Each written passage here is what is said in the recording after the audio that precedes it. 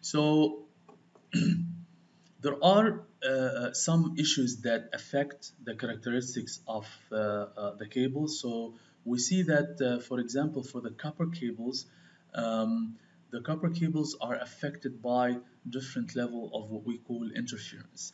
And interference talks about the fact that the electromagnetic or the radio frequency signals that are surrounding the cable can actually affect the efficiency of the signal inside the cable. So this video here illustrates this notion. So if we have a signal which looks like this is a pure digital signal. We see that there is an interference due to electromagnetic or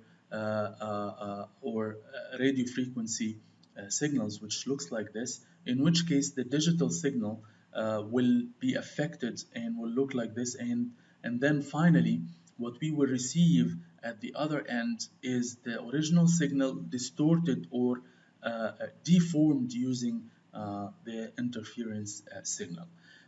Due to this issue, some of the bits might actually change its value on the receiver side due to these types of interference. So the interference can be classified into different types.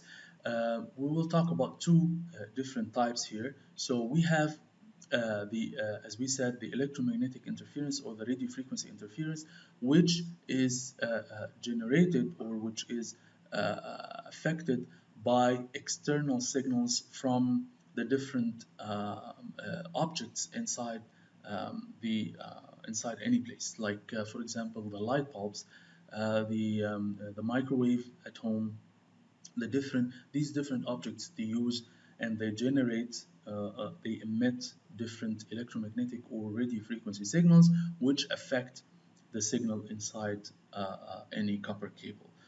We also have crosstalk noise or the disturbance which is caused by some electric or magnetic fields of a signal in one wire. So within the actual copper cable, you have a signal which affects the signal inside another copper cable. So you have crosstalk, which means that you have a similar signal that affects your signal.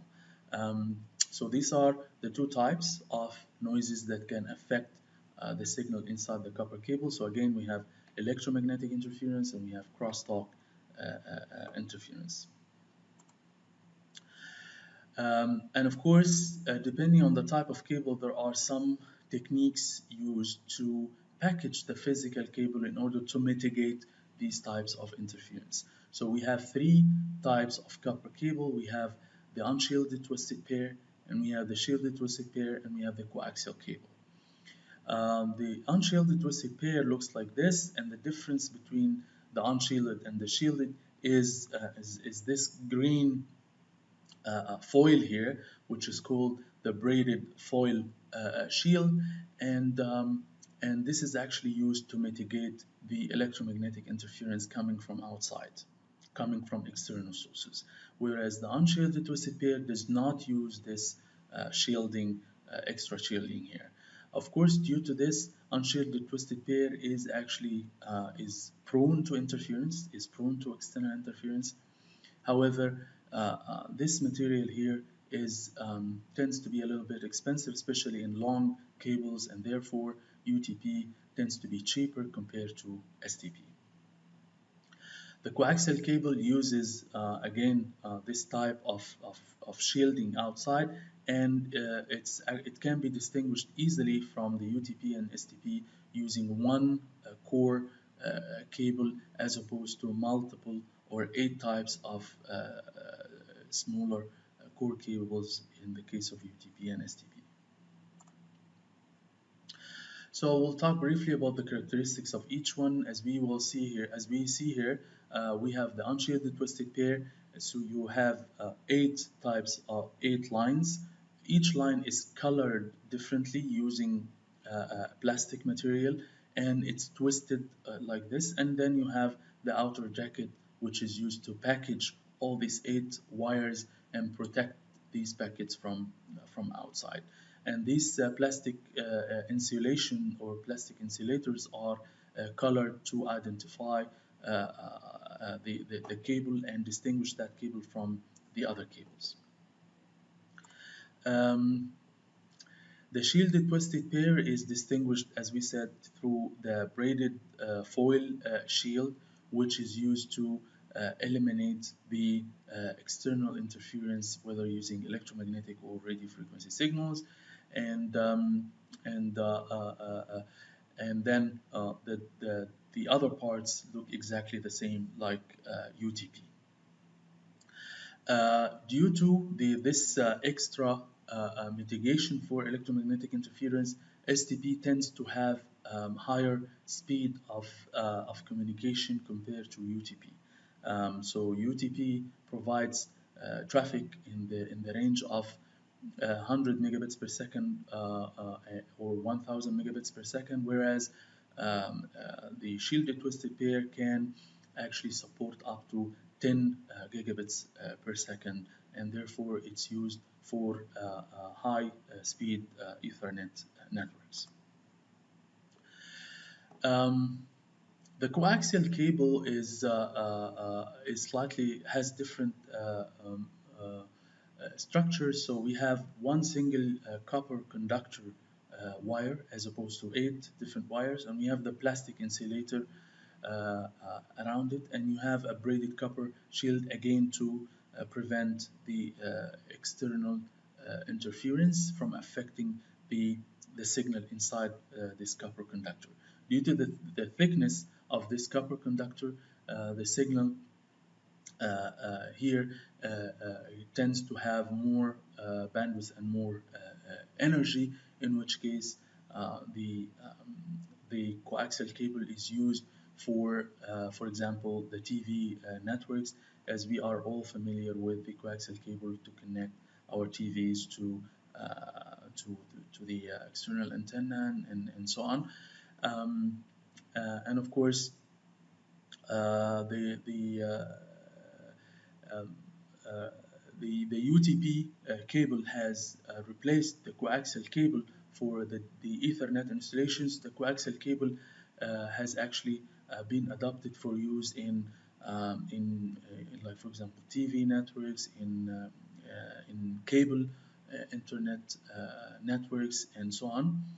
Um, So because of the fact that all types of copper cables they support the transmission of electrical signal inside the wire, they are prone to fire hazards. So they can be subjected to they can be flammable, in which case they can fire easily, and of course, due to this electrical signals, um, the voltage of the electric signal can get potentially high, in which case they can harm the network devices, whether it's a switch or a router, and so on. And that's some of the disadvantages of the copper cables in general. So, so as we said, UTP does not have this braided foil shield, in which case someone might think that it's very much prone to electromagnetic interference. However, researchers they use two simple techniques for mitigating electromagnetic interference. Of course, not with the same quality like STP. However, UTP uses the technique of cancellation. So what they have found is that when you twist the wires like this, the electromagnetic field in one wire tends to cancel the electromagnetic field on the other wire, making the effect of crosstalk between these two wires actually is significantly reduced. Also, this is can be even more can be more efficient when you change the twisting between the wires. As we can see here, the blue wire tends to have more twisting compared to the green wire, and using this you can in fact reduce the crosstalk interference even more.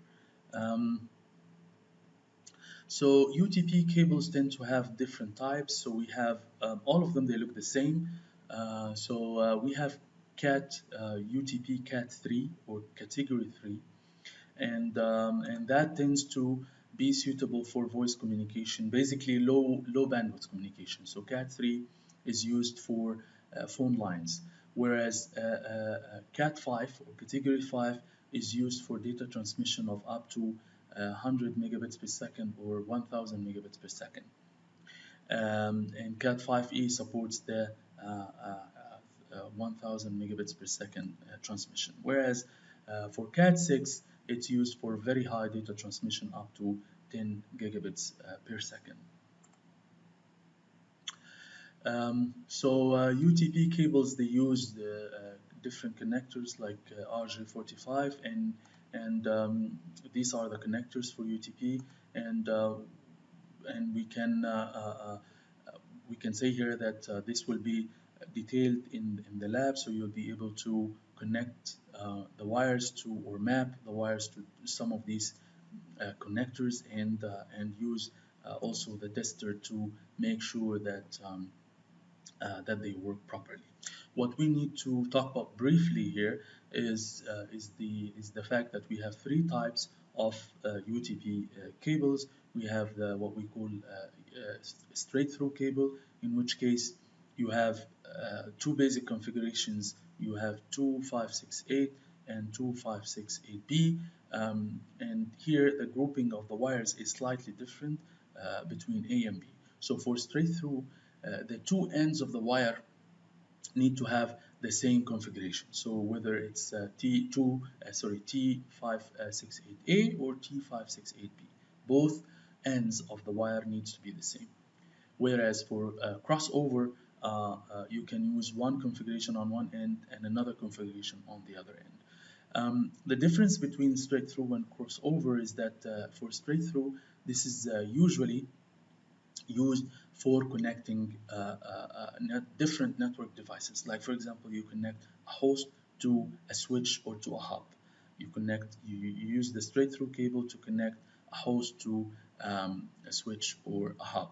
Whereas for crossover, it's usually used to connect two devices of the same type. Like for example, you can connect two hubs using crossover cable, or two switches using crossover cable. Rollover cable is a proprietary type of cable, and we talked about what proprietary means, and this is actually used only for configuring the network device, whether it's a switch or a router. Again, you will go through all these types and details in the lab, and will be able to use a tester as well to test the functionality of these cables and make sure that they work fine. Also, you will be able to get trained on the color codes of these wires and map them to the different locations in the RJ45 connector. So now we talk briefly about the fiber optic cabling. So fiber optics is significantly different in terms of design compared to the copper cables. Fiber optics, they support optical light signal as opposed to electrical signal for the case of copper cable. And as we all know that light travels very fast, and that allows the fiber optic cables to support very high speeds of communications that can theoretically get in the range of terabits per second. And not only that, the light tends to travel very long distance, and as well the fiber optics, they tend to have very long distances, in which case they can be used for long haul networks where the distance between the two devices are very long, in the range of kilometers. And even for the case of submarine networks, where the fiber cable can actually be set up underneath the ocean for very long distances to facilitate long distance communication. So the structure of the fiber optic cable consists of here the core, and the core here is is actually where the light transmission happens, and and it's made of simply glass material to facilitate the transmission of the light signal through the glass.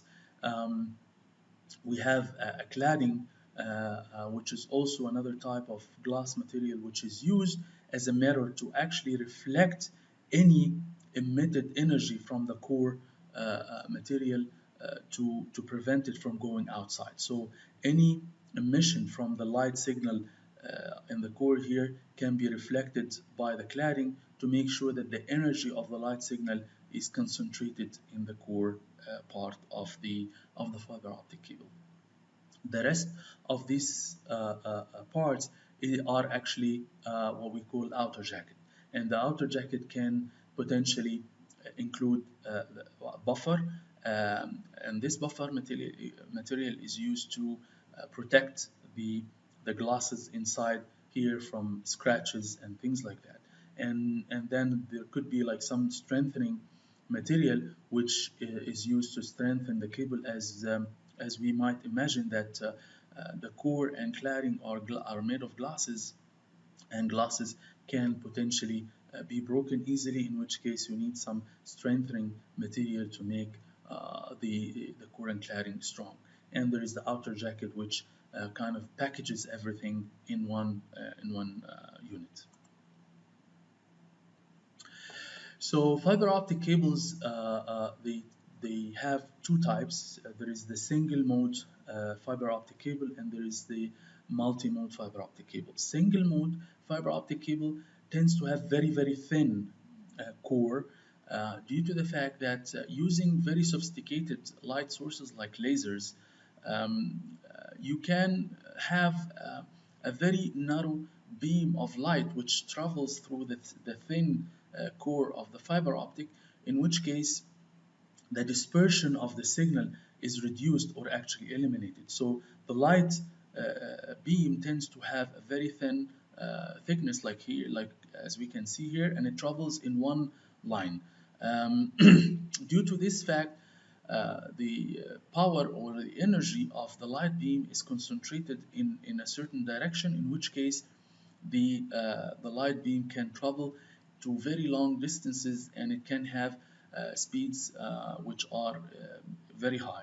So the distances of the single mode fiber tends to have several thousands of meters, whereas in the multi-mode case, as we can see, the light beams can actually reflect through the cladding, and we call it multi-mode because you have a dispersion of different copies of the same light signal inside the cladding, which actually kind of disperses the energy of the light signal, in which case the distances of the multi-mode tends to be in the hundreds of meters, not in the thousands, because of the fact that the energy of the light signal actually decays through the distance, and because of this and because of that, the core tends to have more thickness, as we can see here in the tens of microns compared to the core for the single mode fiber optics. So these are the connectors, the different connectors for the fiber optic cable, and depending on the type of connector, we can actually use single mode fiber or multi-mode fiber and so on. And these different connectors we will go through in the lab in details, and we will be able to also test the alignment of the fiber optic cable and whether the light can travel through the cable in efficient way. So the fiber optic cables tends to have as well different characteristics, and to compare that with the UTP, we can see that for fiber optics, the bandwidth tends to be very high, of course, and the distance tends to be in the kilometer, in the 100-kilometer range, whereas the UTP can have up to 100 meters only. Of course, immunity to electromagnetic external interference is very low in the case of UTP, and we talked about that, in which case the fiber optic is very much immune and is very much protected from electromagnetic interference. That gives all the advantages to the fiber optic cable. However, as we can see, that the connectors tends to have very high cost for the fiber optic cables, and of course the installation skills, you need very skillful people to be able to set up the fiber optic cable, due to the fact that the dealing with light signal is very sophisticated, and you can have a misalignment of the light signal, in which case you can easily lose the communication, in which case you need very skillful people to set up the fiber optic cables. But however, in terms of electrical hazards, you don't have any electrical hazards for fiber optic cables, because it does not deal with electrical signals, in which case you cannot have any high voltage that affects the network devices. And of course, in terms of safety, it's very high compared to UTP cables. The other or the third type of media is actually wireless, and wireless tends to have very high sophistication in terms of facilitating the transmission, because of many issues. Of course, you have the coverage range of the wireless signal, you have coverage area.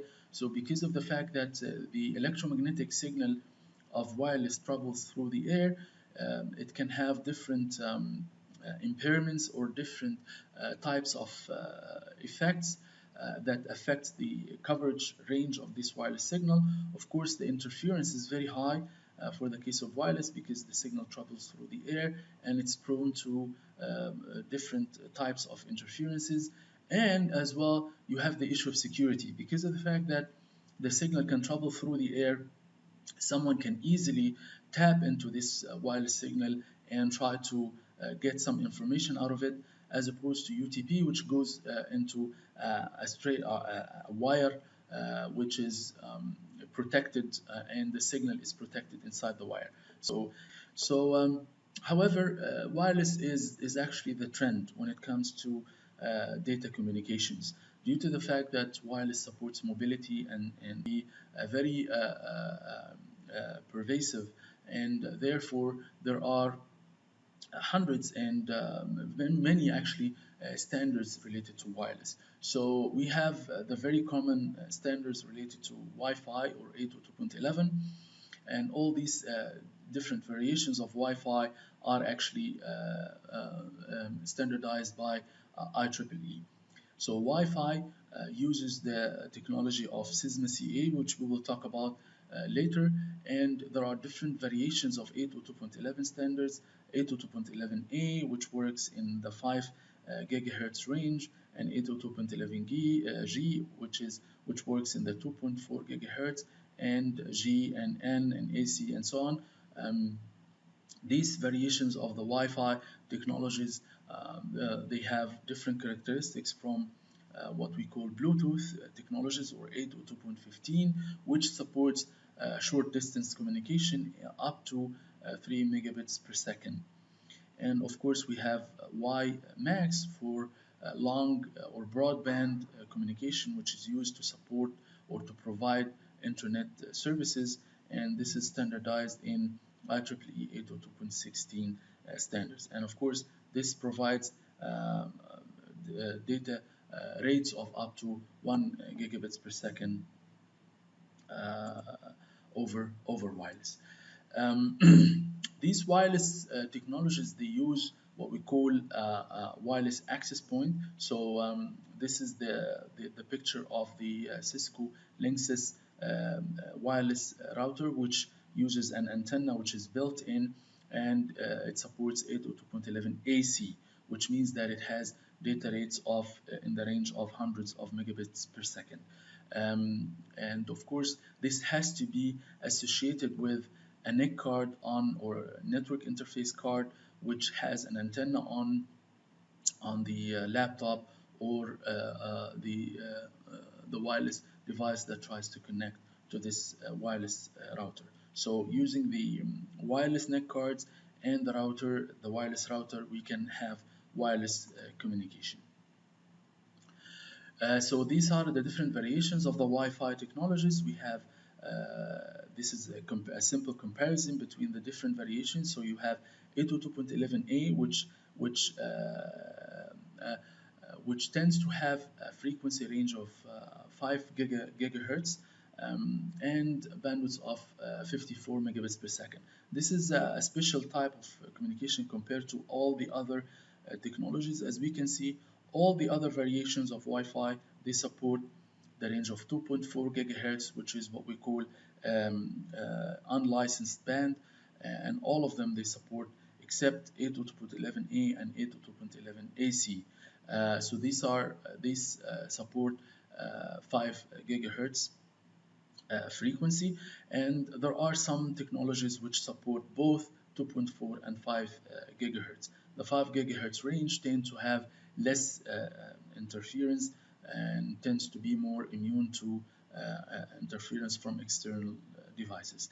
And as we can see, as we go down this way, the bandwidth or the data rate supported increase significantly from one technology to another, ending with 802.11d, which supports up to 7 gigabits per second.